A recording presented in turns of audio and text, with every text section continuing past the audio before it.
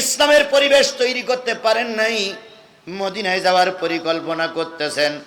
মদিনার মানুষগুলো যখন শুনলো আমাদের দেশে মুহাম্মদ সাল্লাল্লাহু আলাইহি সাল্লাম আসবে, মদিনার কাফেরেরা সব ষড়যন্ত্র করতে শুরু করলো, ইহুদিরা ষড়যন্ত্র করতে শুরু করলো। এমন একজন ব্যক্তি ষড়যন্ত্র করেছিলেন, নাম তার ইহুদি লিডার জালবিব। কি নাম বললাম? জালবিব। তিনি ইহুদি লিডার।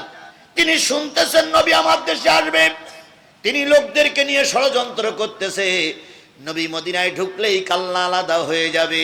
এমত অবস্থায় জালবিব একদিন একমাত্র পুত্র, তার নিজের একটাই মাত্র পুত্রকে নিয়ে বিরাট লাইব্রেরির ভিতরে ঢুকলেন। ঢুকে সব ছেলেটারে বলতেছে, বাজান ওই উপরে তাওরাত, তারপরে জব্বুর, তারপরে ইঞ্জিল, এটা ত্রিপিটক সহ যত পৃথিবীর ধর্মগ্রন্থ আছে সব ধর্মগ্রন্থগুলো ছেলের পরিচয় করায় দেয়। ছেলে খেয়াল করলো ওই তাওরাত, জব্বুর, ইঞ্জিলের উপরে আর একটা বাক্সের ভিতরে, একটা কৌটার ভিতরে কি যেন আছে, ওটা আমার আব্বা কোনোদিন পরিচয় করায় দেয় না। আমার আলোচনার বিষয় হলো, একদল যদি চলে যায় দুঃখ করো না, আর এক দল কাল্লা ফিট করবে। কিভাবে ফিট করবে ও দায়িত্ব কার?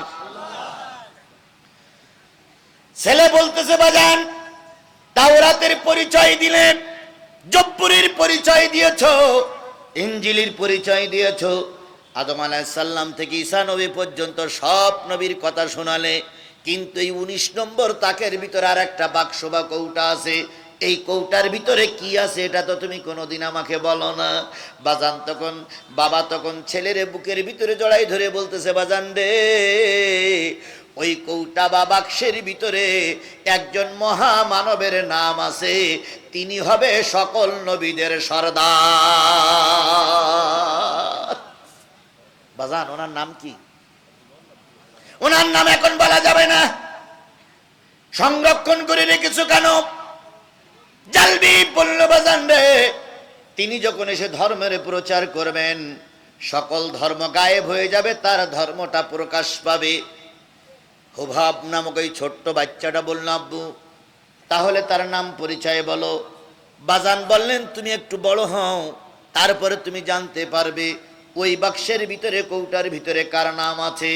ছোট বালক, ছোট ছেলেটার কৌতূহল জাগলো, বাবা যদি বাধা দেয় তবু আমি ওই বাক্সের ওই কৌটার ভিতর থেকে নামগুলো পড়ি পড়ি শুনবো, বুঝবো ওখানে কে আছে। ঠিক এই যে সমন্বয়কের বেলায় তাই হয়েছিল। ছোট বাচ্চা শুনলো প্রথম দিন 100 লোক মারা গেছে, দ্বিতীয় দিন 200 লোক মারা গেছে, আবু সাইদ জীবন দিয়েছে। ওই টেলিভিশনের পর্দায় যখন এইগুলো দেখলো, ছোট্ট একটা বাচ্চা কৌতূহল জাগলো, ও আমার বাবা, রাজপথে এত লোক মারা যায় কেন? বাবা তখন বলতেছে, তোর জানার দরকার নেই। না বাবা আমি যাব। পরের দিন ছেলে একলাই চলে আসছে ময়দানে, রাতের বেলায় ছেলে বাড়ি যাচ্ছে না, বাবা ফোন করে জানাচ্ছে, তুই কোথায় আছিস? বা ছেলে তখন বলতেছে, আব্বু কালকে যারা আবু সাইদ ভাইকে গুলি করে মেরেছিল, আমি তাদের কাতারে দাঁড়িয়ে মিছিল করতেছি। বাপ বলে দিলে, ফিরে আয়। ছেলে তখন বলতেছে, আব্বু ফিরে তখনই আসবো যখন এদের স্বাধীন হবে। বাপ আর মা যাই নামাজে বসে গেছে, যাই নামাজে বসে দোয়া করতেছে, আল্লাহ আমার ছেলেকে রাজপথে নামাইয়ে দিলাম, যদি ছেলের রক্তের বিনিময়ে দেশ স্বাধীন হয়, আমি আমার একমাত্র ছেলেকে দেশের জন্য কুরবানি করে দিলাম। ছোট্ট একটা বাচ্চা ঘাড়ে চড়ে এসেছে বাবার সঙ্গে মিছিলে, দেখেছেন আপনারা? ছোট ছেলেটা, ছোট মেয়েটা এসে বলতেছে, আমি ওদের স্বাধীন চাই। আর একটা মার মেয়ে দেখলাম মিছিলের ময়দানে, পুলিশ সামনে ব্যারিকেড দিয়েছে, মেয়েটা মার কাছ থেকে সিনাই দিয়ে পুলিশের বক্সিং দিচ্ছে আর বলছে, করগুলি করগুলি করগুলি। পুলিশ যখন বারবার বলতেছিল, মা তুই ফিরে যায়, কয় না ফিরে যাব না, তোমরা অনেক লোককে মেরেছ, আমাকে গুলি করো। শেষ পর্যন্ত ছোট বাচ্চা, ছোট শিশুরা যখন ময়দানে নামতে বাধ্য হলো, আমরাও তখন বুঝে নিয়েছিলাম শুধু সময়ের দাবি, অল্প সময়ের ভিতরে দেশ স্বাধীন হয়ে যাবে। আরে বাপরে বাপ, বিরিয়ানি রান্না করা হলো, পোলোয়া রান্না করা হলো, কি আরামের খাওয়া। যখন শাহবাগ পর্যন্ত আমার ছাত্ররা চলে গেল, শেখ হাসিনা বলতে আমি বিরিয়ানি টুক খেয়ে নেই, ওয়াকারুজ্জামান বলতে ম্যাডাম বিরিয়ানি খাওয়ার সময়ও দেওয়া হবে না। এটাই হলো আল্লাহ শিক্ষা। কথা বলেন ঠিক নেবে ঠিক? বলুন তো, আমাদের নামে এত মামলা হয়েছে, এত হামলা হয়েছে, আমরা দেশে ছিলাম না বিদেশে গেলাম? জোরে বলেন, দেশে ছিলাম না বিদেশে গেলাম? আমরা আমাদের নেতা কর্মীদের জাগ্রত রাখার জন্য জীবনের ঝুঁকি নিয়ে, গুলির মাথায় দাঁড়িয়ে, বন্দুকের নলের মাথায় দাঁড়িয়ে, নিজে কায়া পরিবর্তন করে, টুপি খুলে, পাঞ্জাবি খুলে মঞ্চে এসে আমাদের কর্মীদের সতাজ করার জন্য আমরা দেশ চেষ্টা করেছি। আর তুমি এত বড় ক্ষমতাশালী নেতা, এক ধাক্কায় বিমানে পালিয়ে চলে গেলে, একবারও ভাবলে না আমার বাচ্চাগুলোর কি হবে? পৃথিবীতে এমন কোন মা দেখিনি যে বাচ্চা বিপদে পড়িছে আর মা কেটে পড়িছে। এরম কোন মা পৃথিবীর ইতিহাসে কেউ দেখেছে? আর এমন এক ডাইনি মা, এমন এক ডাইনি মা, আওয়ামী লীগের নেতা কর্মীদের সব বিপদে ফেলে উনি বিপদে পড়ে উনি বিমানে উঠে চলে গেছে। গাই গরু চলে গেছে, বাছুর রেখে গেছে। বাছুর এখন হাম্বা হাম্বা করতেছে, বেশি হাম্বা হাম্বি করিও না। আবার বলতেছে আমি সীমানায় আসি, টুপ করে ঢুকে পড়বো। তাই বলতেছে চট করে ঢুকে পড়বো, তাই বলতেছে না? ঢোকো, আমরাও তোমার সীমানা পাহারা দিচ্ছি।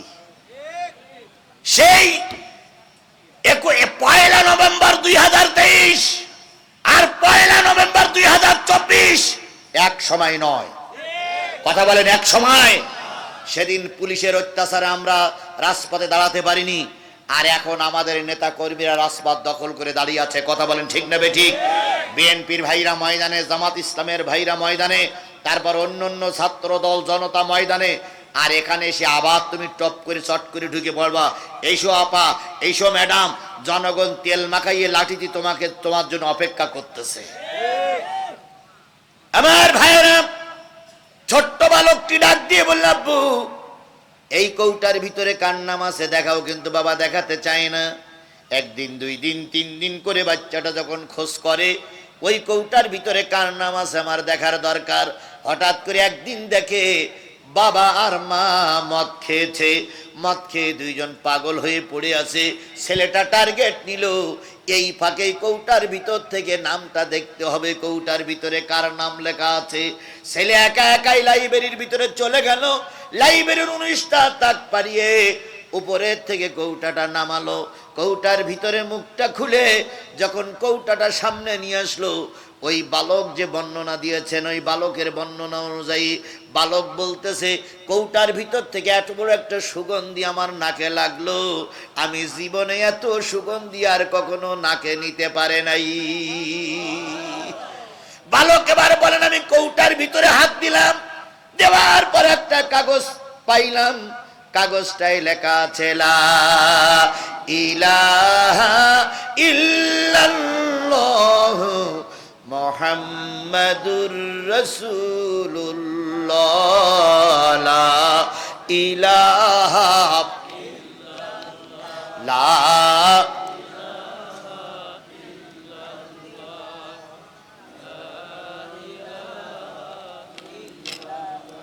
লা ইলাহা ইল্লাল্লাহ মুহাম্মাদুর সাল্লাল্লাহু আলাইহি ওয়াসাল্লাম। ওই বালক বলেন, আমি আর একটা কাগজ উঠালাম, ওই কাগজে লেখা হবে, কাগজে লেখা আছে মোহাম্মদ বলে একজন নবী শেষ জামানায় আসবে, তিনি সকল নবী সকল ধর্মকে গায়েব করে দিয়ে ইসলাম প্রচার করবেন। ইন্নাদ্দীনা ইনদাল্লাহিল ইসলাম, আল্লাহর কাছে মনোনীত জীবন বিধান ইসলামকে তিনি গায়েব করে দিবেন। আরেকটা কাগজে লেখা আছে মোহাম্মদ কুরাইশ বংশ জন্ম নিবে, বাবার নাম আব্দুল্লাহ, দাদার নাম মুত্তালিব, তিনি কুরাইশ বংশে যখন ধর্ম প্রচার করতে পারবেন না, তখন তিনি সদল বল নিয়ে মদিনায় হিজরত করবেন। মদিনা একটা ইসলামী রাষ্ট্র হবে, ওই রাষ্ট্রের প্রধান হবেন তিনি। বালক তখন ওই কাগজটা বুকের ভিতরে জড়াই ধরে বলতেছে, আল্লাহ, আসমানের মালিক আল্লাহ, জমিনের মালিক আল্লাহ, এটাই তো সেই মদিনা। আমি যেন নবীর সঙ্গে দেখা করতে পারি, নবীর সঙ্গে না দেখা করাইয়া তুমি আমারে মৃত্যু দিও না। আল্লাহ যার হেদায়েত দেয় সে এভাবেই হেদায়েত পায়। কথা বলেন ঠিক না ঠিক? আর আল্লাহ যার কপালে হেদায়েত লাগে না, সে আল্লামা সাঈদীর সঙ্গে থেকেও হেদায়েত পায় না। বাংলাদেশের একজন সাবেক এমপি আছে, তিনি হচ্ছে গোলাম মাওলা রনি। নাম শুনেছেন আপনারা? গোলাম মাওলা রনির নাম শুনেছেন? পটুয়াখালীর গোলাম মাওলা রনি, উনি আব্দুল কাদের মোল্লার সঙ্গে 3 মাস ছিলেন। 3 মাস উনি ছিলেন। উনি বর্ণনা করেছেন, আমি সোনার মানুষ দেখেছি, কিন্তু আব্দুল কাদের মোল্লার মতন সোনার মানুষ আমি আর দেখে নাই। সেদিন বিএনপির এক নেতা, জামাতের 28 অক্টোবরের ময়দানে মির্জা আব্বাস বক্তৃতা করতে যেয়ে এক পর্যায়ে তিনি চোখের পানি ফেলাইছেন আর বলেছেন, আমি পৃথিবীতে বহুত ইমানদার লোক দেখেছি, কিন্তু আল্লামা সাঈদীর মতন ইমানদার লোক আমি কখনো দেখি নাই। উনি বলতেছেন, একবার আমি ওনার সঙ্গেই জেলখানায় ছিলাম। রোজার সময় আসলো, রোজার ইফতারের আর মাত্র 3 থেকে 4 মিনিট বাকি। আমরা দুইজন, সাঈদী সাহেব আর আমি দুইজন বসে বসে গল্প করতেছিলাম। হঠাৎ করে দেখলাম সাঈদী সাহেবের সমস্ত শরীরটা ঘেমে গেছে, সমস্ত শরীরটা ঘামযুক্ত হয়ে গেছে, উনি কাঁপতেছেন। চেয়ারের থেকে নিচে বসাই দিলাম। এবার আমি একজন ডাক্তারের কিছুটা জানি, আমি ভাবলাম, দেখলাম তিনি স্ট্রোক করতে পারেন, অথবা তিনি ওই যে ডায়াবেটিসের কারণে মহাবিপদে আছে। আমি পানির পট নিয়ে, মির্জা আব্বাস বলতেছে, আমি পানির পট নিয়ে তার সামনে গেলাম আর বললাম, হুজুর, বড় একজন আলেম, মসলা আমি দেব না, কিন্তু এখন আপনি